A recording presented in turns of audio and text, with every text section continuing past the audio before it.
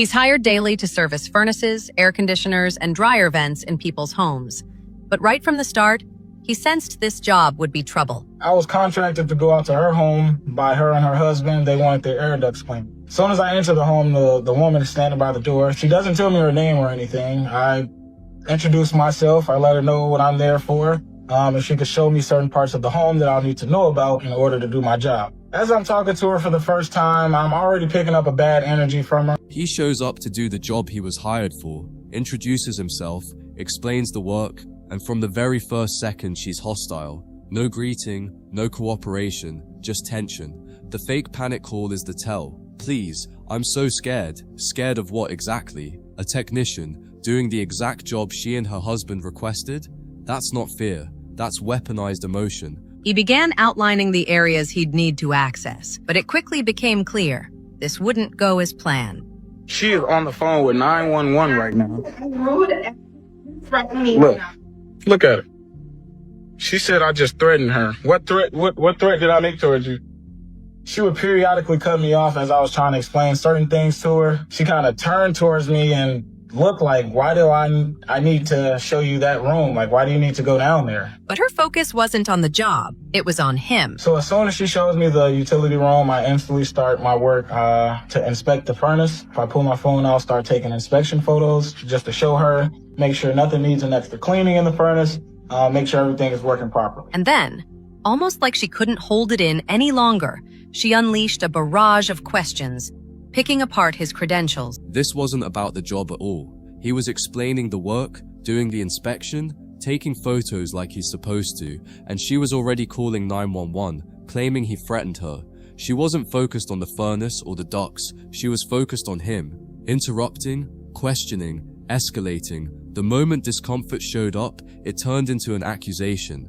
Some people don't want the work done, they want a problem. So as she's asking me these questions, I am answering them. I'm being professional, being polite as possible. Basically let her know that, yes, I am a trained professional. I then go to flick her through the photos that I just took in her furnace. That's when she looks at me and she then claims that the photos that I was showing her weren't photos of her home. Her behavior is getting harder to ignore, but he stays calm, unshaken, like he's dealt with this before. But hey, me being the professional that I am, I go down and I retake the same photos so she can see me take the photos, clearly take them in her furnace, and show her those photos again. She then goes on a little rant, basically saying she doesn't trust me. She doesn't think that I'm going to do a good job in her home. At this point, it's clear the job isn't worth the hassle. He tells her he's done, packs up his gear, and heads for the door. At this point, there's nothing he could have done right. He answered her questions, stayed calm, even retook the photos just to reassure her, and she still decided she didn't trust him. That tells you it was never about the work. When someone keeps moving the goalposts, the smartest move is to walk away. He didn't argue, didn't escalate, he just packed up and left. Sometimes professionalism isn't finishing the job, it's knowing when a situation isn't worth the trouble. As I'm walking through the garage, I hear her yell that she's gonna call the police. I then start to record. This is crazy. I already knew what it was when I first got here though. And just like that, less than a minute later, she's on the phone with the police.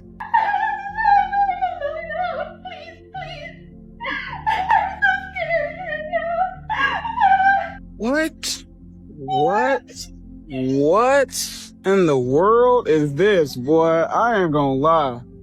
I've never in my life had to deal with no bull like this. This is where it fully crosses the line. He's leaving, minding his business, and she's still escalating. I'm gonna call the police. That's not fear, that's punishment. The fact that he immediately starts recording tells you this isn't new behavior, it's survival instinct. He already knew how this was going to end the moment he walked in. When someone uses the police as a threat, instead of a last resort, the situation stops being uncomfortable and starts being dangerous. Walking away was the only smart move here. Last week we came out here to give this lady a quote. She didn't want to pay more than $3,000. We ended up convincing her to do the entire thing. I just put 18 inches. Just for cars. No semi-trucks are coming here. Who knows, semi-truck? I buy the truck. You don't even want to pay me $5,000. How are you going to buy a semi-truck? Okay. Make it 18 inch, not this. Yeah, let them finish. You working concrete?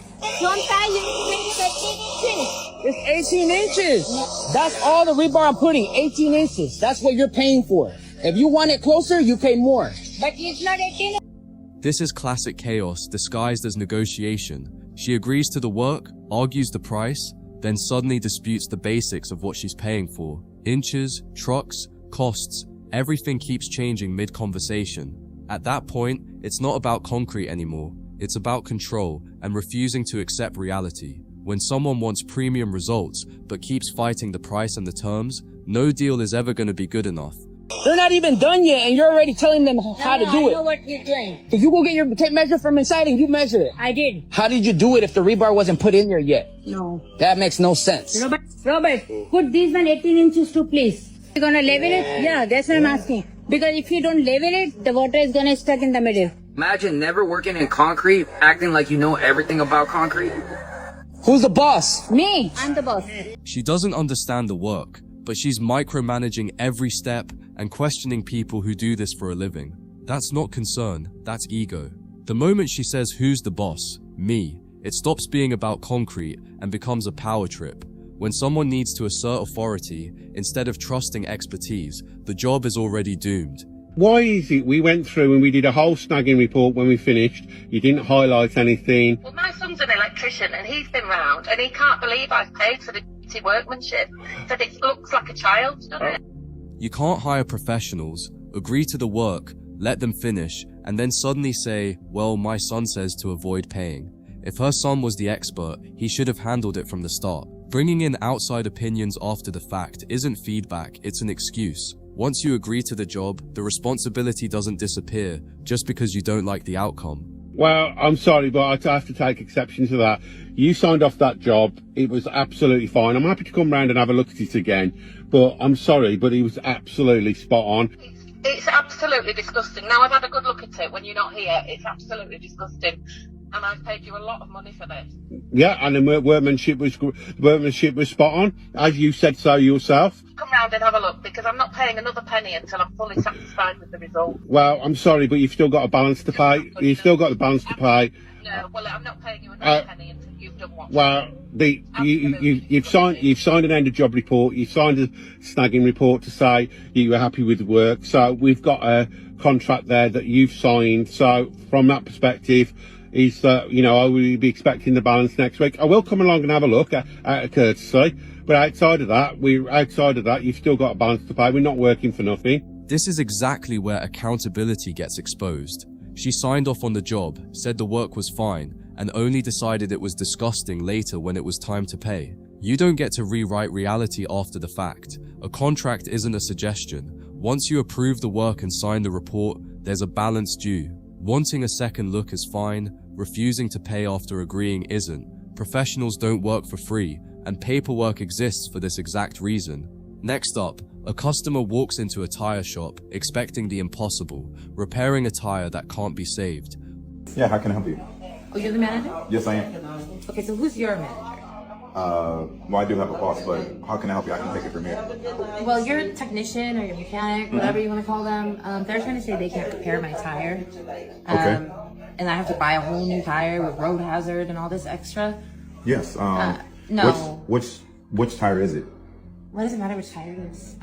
You guys are all just trying to get over on me because I'm female. Before explaining the tire or the damage, it's already they're trying to get over on me, and then it gets reframed as because I'm female.